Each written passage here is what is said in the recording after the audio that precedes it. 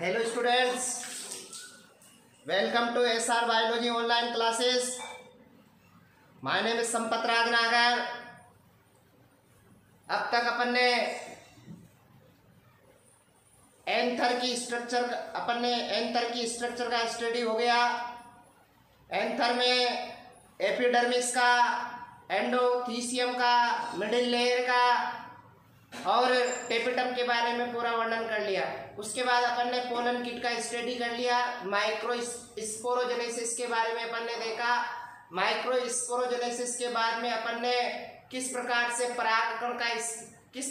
परागकोश का स्फुटन होता है वो अपन ने देखा। परागकोश के स्फुटन के पहले, स्फुटन होने के बाद परागकण की अपन ने, जैसे परागकोश का स्फुटन हुआ तो परागकण बाहर निकल गए, तो बाहर निकलने के बाद परागकण की अपन ने संरचना का अध्ययन किया। जैसे परागकण बन जाएगा तो उसके बाद अपन देखेंगे लघु बीजाणु से, मतलब परागकण से नर युग्मकोद्भिद का विकास, किस प्रकार से मेल गेमेटोफाइट का विकास होगा। अपन ने स्टार्टिंग में पहले बोला था, जब चैप्टर में बोला था कि पुष्प के जो विभिन्न भाग है उसको विभिन्न नामों से जाना जाता है, ऐसे बोला था। स्टार्टिंग में अपन ने बोला था, तो ध्यान में रखना, अपन ने बोला था पुंकेसर को लघु बीजाणु पर्ण के नाम से जाना जाता है, परागकोश को लघु बीजाणु धानी के नाम से जाना जाता है। फिर उसके बाद अपन ने परागकोश के अंदर पराग मात्र कोशिकाओं को लघु बीजाणु मात्र कोशिका कहा जाता है। पराग मात्र कोशिका के अंदर बनते हैं परागकण, तो परागकण को अपन ने बोला था परागकण को लघु बीजाणु कहा जाता है। फिर परागकण का अंकुरण होता है तो उसको बोला जाता, अंकुरित परागकण को बोला जाता नर युग्मकोद्भिद, मेल गेमेटोफाइट। ऐसा अपन ने कल पहले नाम बोला था। तो यहाँ से इस पराग, यहाँ पर पुंकेसर के अंदर जो परागकण बनेंगे, इन परागकणों से किस प्रकार से नर युग्मक का निर्माण होगा, ऐसा अपन आगे देखेंगे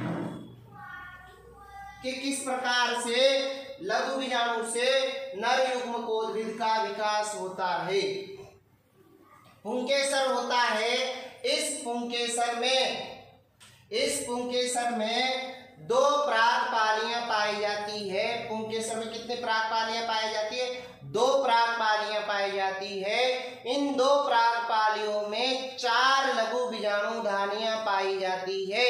इन 4 लघु बीजाणु धानियों में अनेक लघु बीजाणु मात्र कोशिकाएं पाई जाती है। अपन सिंगल की बात करें तो लघु बीजाणु मात्र कोशिका पाई जाती है, और इस लघु बीजाणु मात्र कोशिका में क्या होता है? अर्धसूत्री विभाजन होता है। क्या होता है? अर्धसूत्री विभाजन, मियोसिस होता है। मतलब ये भी 2n होता है, ये भी 2n होता है, ये भी 2n होता है, ये भी 2n होता है। मतलब अर्धसूत्री विभाजन से पहले जो भी अवस्थाएं पाई जाएगी वो सब द्विगुणित होगी। अब लघु बीजाणु मात्र कोशिकाओं में क्या होता है? अर्धसूत्री विभाजन होता है। लघु बीजाणु मात्र कोशिकाओं में क्या होता है? अर्धसूत्री विभाजन होता है, जिससे किसका निर्माण होगा? लघु बीजाणु चतुष्क का निर्माण होगा, माइक्रोस्पोर टेट्राड का निर्माण होगा। किसका निर्माण होगा? माइक्रोस्पोर टेट्राड का निर्माण होगा। और ये माइक्रोस्पोर टेट्राड होता है, ये केलोज भित्ति के द्वारा, ये माइक्रोस्पोर टेट्राड केलोज भित्ति के द्वारा लघु बीजाणुओं को चारों ओर से घेरे रखेगा। माइक्रोस्पोर टेट्राड क्या करेगा? केलोज भित्ति के द्वारा लघु बीजाणुओं को चारों ओर से घेरे रखेगा। क्या होगा? लघु बीजाणु जो चतुष्क होगा, माइक्रोस्पोर टेट्राड होगा, वो केलोज भित्ति के द्वारा चारों ओर से घिरा रहेगा। अब ये केलोज भित्ति होती है ना, ये केलोज भित्ति होती है, वो केलोज भित्ति को अपन केलेज एंजाइम के द्वारा तोड़ा जाएगा। केलोज भित्ति को केलेज एंजाइम के द्वारा तोड़ा जाएगा। इस प्रकार से केलोज भित्ति के द्वारा चारों लघु बीजाणु आपस में जुड़े होते हैं।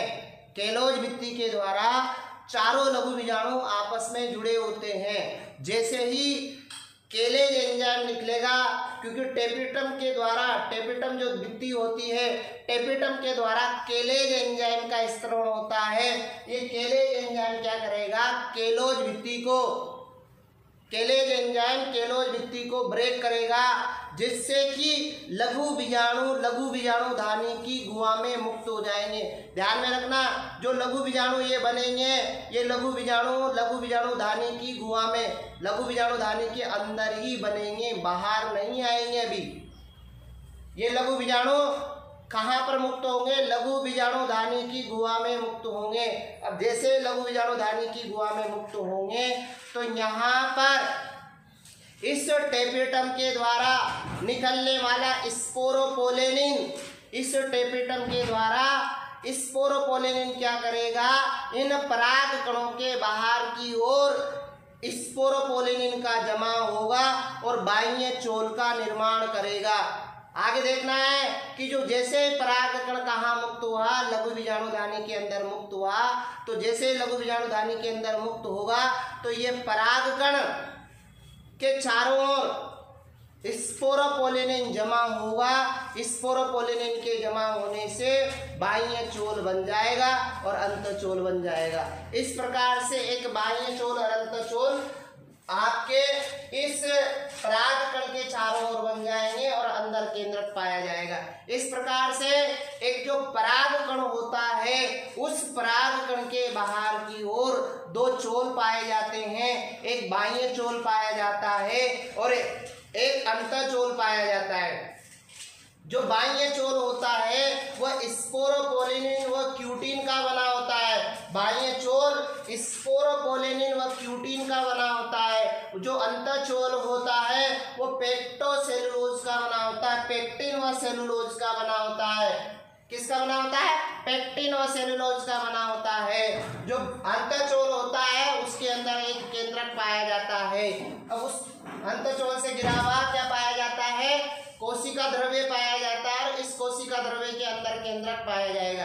फिर इस परागकण के अंदर, इस परागकण के अंदर रिक्तिका का वह असममित तर्कु तंतुओं का निर्माण होगा। इस परागकण के अंदर रिक्तिका का वह असममित तर्कु तंतुओं का निर्माण होता है। रिक्तिका बन जाएगी और असममित तर्कु तंतु बनेंगे।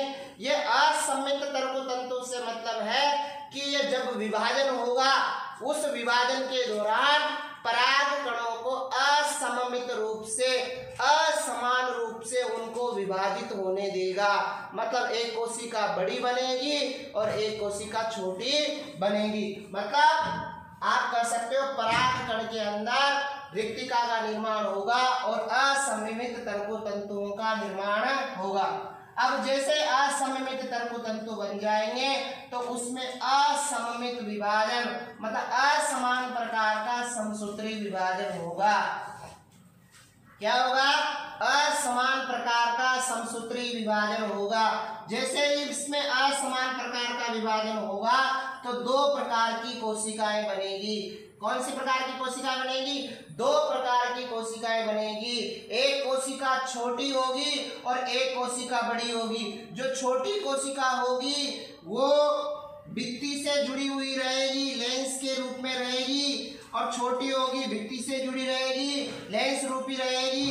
और साथ साथ में इस कोशिका को बोला जाता है जनन कोशिका कहा जाता है। क्या बोला जाता है, जनन कोशिका कहा जाता है। और इस जनन कोशिका के ऊपर की ओर ही एक बड़ी कोशिका होती है, जो आकार में बड़ी होती है, कोशिकांगों युक्त होती है। क्या होती है, कोशिकांगों युक्त होती है। इस बड़ी कोशिका को फिर इस जो भित्ति के बाद अटैच होने के बाद एक बड़ी कोशिका बचती है, उस कोशिका को बोला जाता है कायिक कोशिका बड़ी होती है, जनन कोशिका छोटी होती है। कायिक कोशिका के अंदर द्रव्य प्लाज्मा जो भी होता है वो ज्यादा पाया जाता है, और जनन कोशिका के अंदर प्लाज्मा अंदर होता है, केंद्रक मोर एक्टिव होता है। अब क्या होता है, जैसे ही परागकण द्विकोशिकीय अवस्था में पहुंचता है, यहाँ पर क्या है, ये परागकण की कौन सी अवस्था है, द्विकोशिकीय अवस्था है, टू सेल्ड स्टेज है। ये परागकण की द्विकोशिकीय अवस्था है। कौन सी कोशिकीय अवस्था है? टू सेल्ड स्टेज है।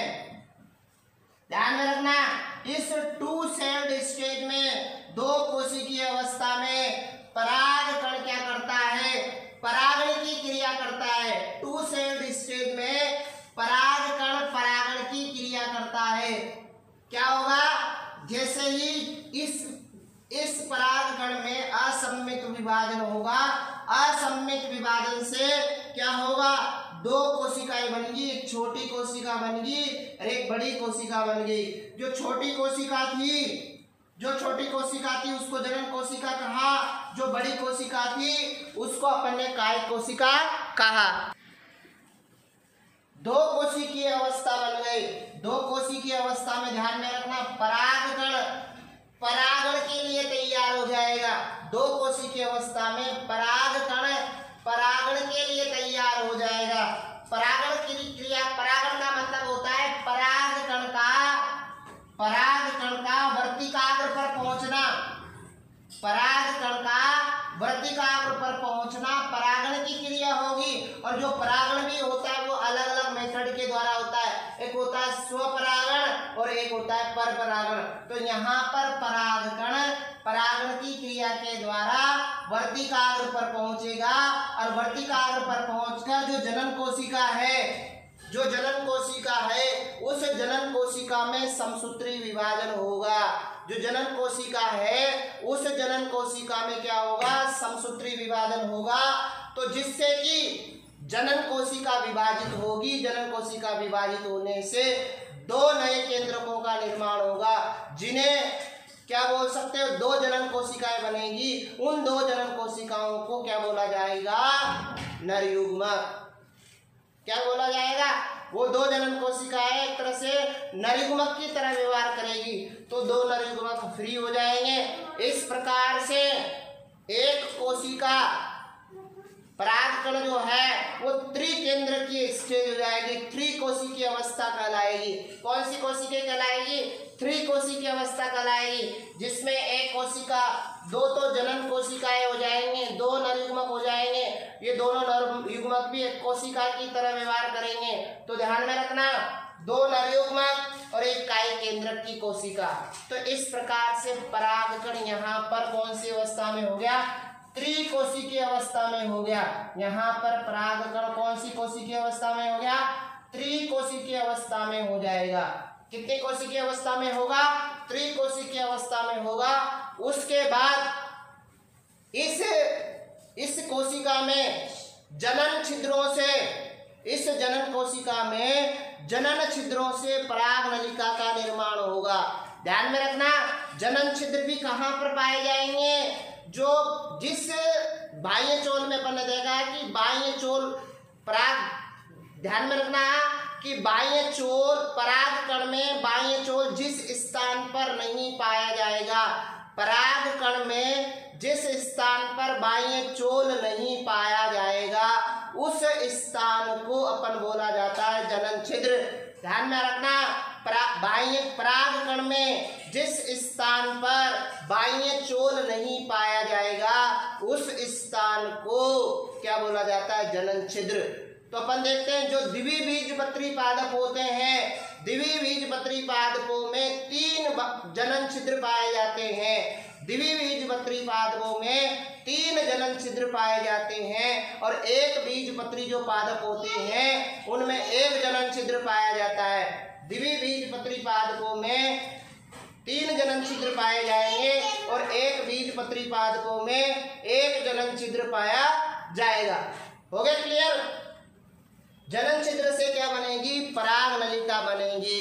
अब पराग नलिका में सबसे आगे की ओर जो केंद्रक पाया जाएगा उसे बोला जाता है पराग नलिका केंद्रक। नलिका केंद्रक बोला जाता है क्योंकि ये पराग नलिका के निर्माण को प्रेरित करेगा और उसके जस्ट पीछे 2 केंद्रक पाए जाते हैं जिससे क्या बोला जाता है? नरयुग्मक। ध्यान में रखना, जैसे परागकण ऐसी अवस्था में पहुंचेगा, पराग नलिका बनेगी तो वर्तिकाग्र पर परागकण का अंकुरण होगा।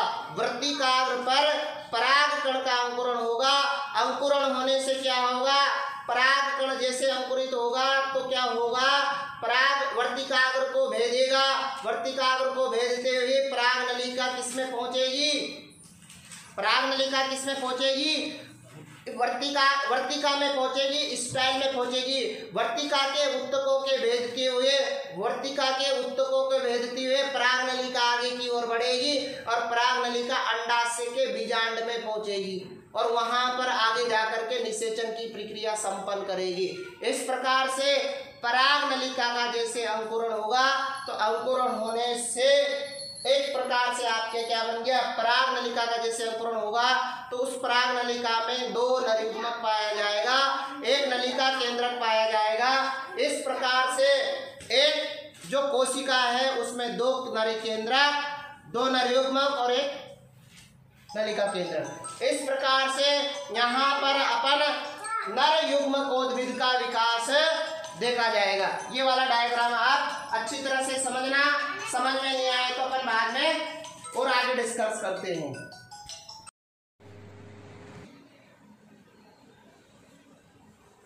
पराग लघु बीजाणुधानी से आगे बढ़ते हैं। लघु बीजाणुधानी हो गया, कंप्लीट हो गया, सब कुछ हो गया। आगे देखते हैं कि लघु बीजाणुधानी में लघु बीजाणु मात्र कोशिकाएं पाई जाती है। लघु बीजाणुधानी में लघु बीजाणु मात्र कोशिकाएं पाई जाती है। इन लघु बीजाणु मात्र कोशिकाओं में क्या होता है, अर्धसूत्री विभाजन होता है, जिससे क्या बनेंगे, लघु बीजाणुओं का निर्माण होगा, 4 लघु बीजाणुओं का निर्माण होगा। और ये लघु बीजाणु कैसे होंगे, आगुणिक होंगे, चतुष्क अवस्था में पाए जाएंगे और केलोज भित्ति के द्वारा जुड़े होंगे। किसके द्वारा होंगे, केलोज भित्ति के द्वारा जुड़े होंगे। अब क्या होगा, जैसे ही पराग कोश का स्फुटन होगा, जैसे पराग कोश का स्फुटन होगा तो परागण क्रिया के द्वारा क्या होगा, पराग कण वर्तिकाग्र पर पहुंचेंगे और क्या करेंगे, कौन सी अवस्था में होंगे पराग कण, और ये पराग कण 2 कोशिकीय अवस्था में, कौन सी स्टेज में, 2 सेल्ड स्टेज में होंगे। पराग कण की संरचना में क्या होते हैं, बाह्य चोल और अंतचोल 2 आवरण पाए जाते हैं। इनमें से जो बाह्य चोल होता है वो स्पोरोपोलेनिन व क्यूटीन का बना होता है, एक चीज बता चुके हैं पहले। और इस बाह्य चोल में कितने जनन छिद्र पाए जाते हैं, 3 जनन छिद्र पाए जाते हैं। और ये 3 जनन छिद्र किसमें पाए जाएंगे भैया, द्विबीजपत्री पादपों में पाए जाएंगे। जबकि एक बीजपत्री पादपों के पराग कण में, एक बीजपत्री पादपों के पराग कण में केवल 1 जनन छिद्र पाया जाता है।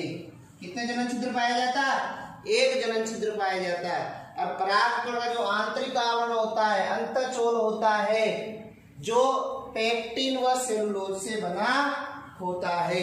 इस प्रकार से अपन ने देखा भी कि जो लघु बीजाणुधानी है उस लघु बीजाणुधानी में लघु बीजाणु मात्र कोशिकाएं पाई जाती है और ये लघु बीजाणु मात्र कोशिकाओं में अर्धसूत्री विभाजन होता है। अर्धसूत्री विभाजन से 4 लघु बीजाणु बनेंगे और ये लघु बीजाणु कैसे होते हैं, अगुणित होते हैं और चतुष्क अवस्था में पाए जाते हैं, केलोज भित्ति के द्वारा जुड़े होते हैं। और ये परागकोश जैसे स्फुटन होगा तो परागण क्रिया के द्वारा वर्तिकाग्र पर पहुंचेंगे और ये परागण 2 कोशिकीय की अवस्था में होगा।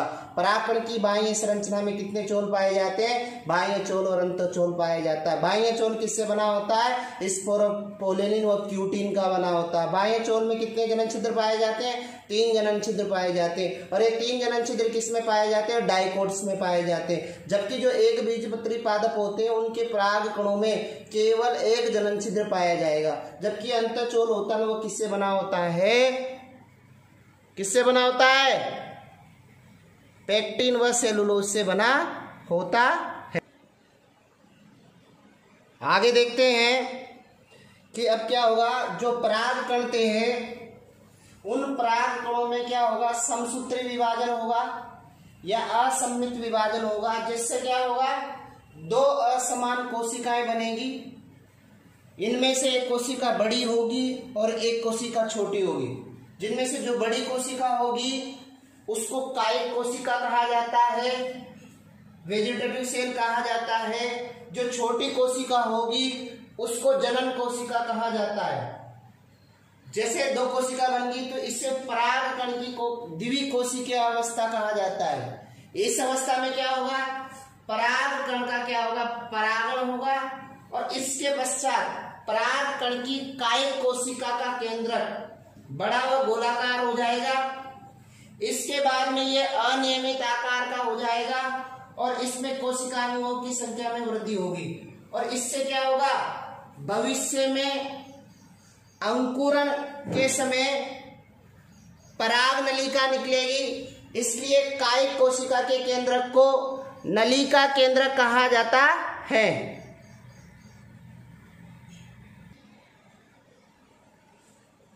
आगे होगा कि पराग कण में पाई जाने वाली जो जनन कोशिका है, उस जनन कोशिका में प्रारंभ में क्या होगा, लेंस के आकार की होगी और ये पराग कण की भित्ति से जुड़ी हुई होगी। इसके पश्चात इसमें क्या होगा, समसूत्री विभाजन होगा, तो इससे दो जनन कोशिकाएं बनेगी जिन्हें क्या बोलेंगे, नर युग्मक बोला जाएगा। और इनमें क्या होगा, क्रोमेटिन पदार्थ की मात्रा, डीएनए की मात्रा कायिक कोशिका से अधिक होगी, और इस अवस्था में परागकण क्या होगा, त्रिकोशिकीय अवस्था में, 3 कोशिकीय अवस्था में होता है। इसके पश्चात किसी एक जनन छिद्र से क्या निकलेगी, पराग नलिका निकलेगी, जिसमें कायिक केंद्र होगा, जिसमें कायिक केंद्रक होगा या नलिका केंद्रक होगा, और 2 नर युग्मक होंगे। ये पराग नलिका वर्तिकाग्र से भीतर प्रवेश करके बीजांड की ओर अग्रसर होगी, तो और इसे बोला जाता है नर युग्मकोद्भिद अवस्था।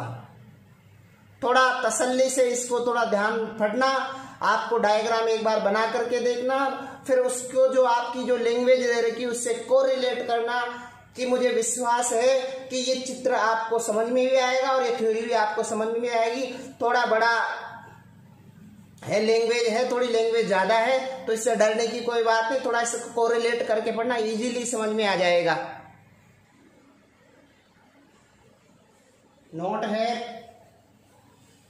कुछ पौधों के पराग कणों में विशेष प्रोटीन पाई जाती है। कुछ पौधे होते हैं जिनके पौधों में कुछ पौधों के पराग कणों में विशेष प्रोटीन पाई जाती है, जो क्या करती है, वातावरण की नमी अवशोषित करके क्या निकलते हैं, बाहर निकलते हैं, और इनसे क्या होती है, एलर्जी होती है, इनसे ब्रोंकाइटिस होती है, इनसे अस्थमा होता है, बुखार आता है, आदि रोग उत्पन्न होते हैं। तो इन सबको मिलाकर के अपन क्या बोल रहे हैं, है फीवर कहा जाता है। और इस है फीवर के जिनसे कि एलर्जी उत्पन्न होती है, ऐसे जो एग्जाम्पल है कांग्रेस घास या गाजर घास, इसका एग्जाम्पल है पार्थेनियम हिस्टेरोफोरस, ज्वार, सोरगम वल्गेर, बथुआ, चिनोपोडियम एल्बम। क्या होगा, पराग कणों से निकलने वाली प्रोटीन अपनी जाति के वर्तिकाग्र को पहचानते हैं, मतलब इनके बीच में एक विशिष्ट प्रकार की क्या होती है, क्रिया होती है। तो पराग कणों से निकलने वाली प्रोटीन अपनी जाति के वर्तिकाग्र को पहचानेगी, तो इसको क्या बोला जाता है, पराग स्त्रीकेसर पारस्परिक क्रिया या पोलन पिस्टन इंटरेक्शन कहा जाता है। इस प्रकार से नोट में पहला है फीवर के बारे में आपको थोड़ा ध्यान रखना, उनके एग्जाम्पल पूछना। एग्जाम्पल पूछा गया है कि ऐसे पराग कणों के नाम लिखिए जिनसे एलर्जी उत्पन्न होती है, ऐसे पादपों के पराग कण, ऐसे पौधों के नाम लिखिए जिनसे एलर्जी उत्पन्न होती है, उनके एग्जाम्पल देखना। और पोलन पिस्टल इंटरेक्शन का फिर बाद में भी अपन देखेंगे।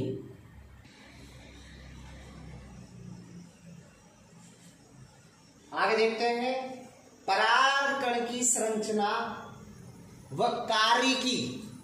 कार्यकी को बोला जाता है,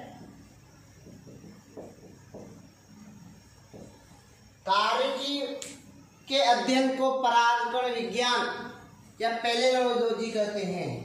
क्या होगा, परागकण की संरचना व कार्यकी के अध्ययन को क्या बोला जाता है, पैलिनोलॉजी कहा जाता है। भारत में परागकण का अध्ययन NBRI national botanical research institute में लखनऊ में किया जाता है।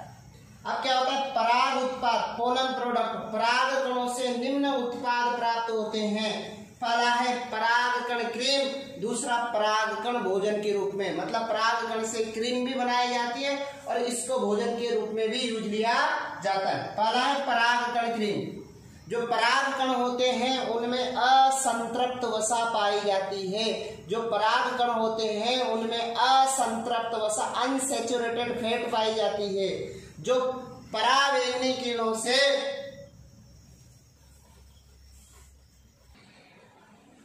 परागकण क्रीम अपन देख रहे थे, परागकण क्रीम में अपन ने बोला था कि परागकणों में असंतृप्त वसा पाई जाती है जो पराबैंगनी किरणों से क्या करती है, त्वचा की रक्षा करती है और इस क्रीम द्वारा त्वचा को क्या करा जाता है, मुलायम व सुरक्षित रखा जाता है। इसके बाद अपना जो पॉइंट आता है वो परागकण को भोजन के रूप में भी यूज लिया जाता है। तो अपन बोल रहे हैं कि परागकणों में वही असंतृप्त वसा पाई जाएगी और इसके अलावा इनमें पोषक तत्व भी पाया जाता है। इसी कारण से क्या होता है, जो पश्चिमी देश होते हैं उन पश्चिमी देशों में इसका अधिक मात्रा में सिरप व गोलियों के रूप में ये बिकता है। इस कारण से पश्चिमी देशों में अधिक मात्रा में पराग उत्पाद सिरप व गोलियों के रूप में बिकता है। इसका उपयोग एथलीट व दौड़ लगाने वाले घोड़े में किया जाता है, जिससे इनकी कार्य क्षमता में क्या होती है, वृद्धि होती है। बाजार में पराग उत्पाद बी पोलन के नाम से जाना जाता है। परागकण का जो जीवन काल होता है गेहूं और चावल में 30 मिनट का होता है, लेकिन कुछ अन्य पादपों के सदस्य जैसे सोलेनेसी कुल, रोजेसी कुल, लेग्यूमिनेसी कुल के सदस्यों में परागकण का जो जीवन काल होता है वह अनेक महीनों का होता है, अनेक महीनों तक बना रहता है। इसलिए क्या करते हैं, इनको एक विधि होती है द्रुत शीतन विधि। द्रुत शीतन विधि द्वारा द्रवित नाइट्रोजन में -196 डिग्री सेल्सियस ताप पर -196 डिग्री सेल्सियस ताप पर अनेक सालों तक इन परागकणों को भंडारित किया जा सकता है। अनेक सालों तक क्या किया जा सकता है, इन परागकणों को भंडारित किया जा सकता है।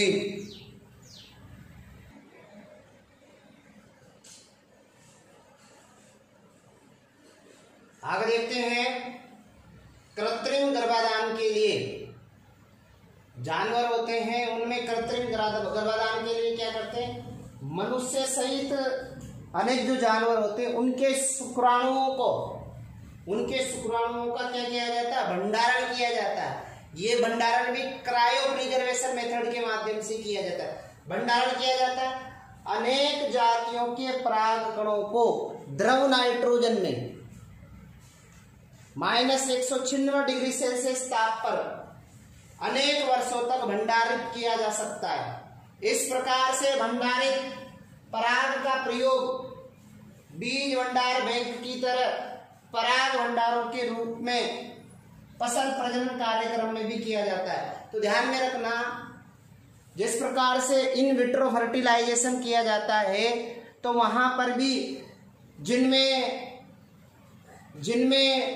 ऐसे मान लो कि जहां पर शुक्राणु अवेलेबल नहीं हो, जो जानवर होते हैं अपन को अच्छा वैरायटी प्रोडक्शन करना है, अच्छी प्रजातियां उत्पन्न करनी है, तो अच्छे सांड के शुक्राणुओं को जो अच्छी जो मादा है उनमें एंटर करवाया जाता है। तो पहले उन शुक्राणुओं का क्या किया जाता है, संग्रहण किया जाता है, भंडारण किया जाता है। तो भंडारण करने के लिए क्या किया जाता है, अपन को क्रायो प्रिजर्वेशन विधि अपनाई जाती है। द्रव नाइट्रोजन में -196 डिग्री सेल्सियस ताप पर रखा जाता है, जिससे कि उनके शुक्राणुओं को अनेक टाइम तक रखा जा सकता है। इसी प्रकार के जिस प्रकार से अपन बीज का स्टोरेज करते हैं, बीज का भंडारण किया जाता है, उसी प्रकार से अपन परागकणों को भी भंडारित किया जा सकता है और अनेक वर्षों तक रखा जा सकता है।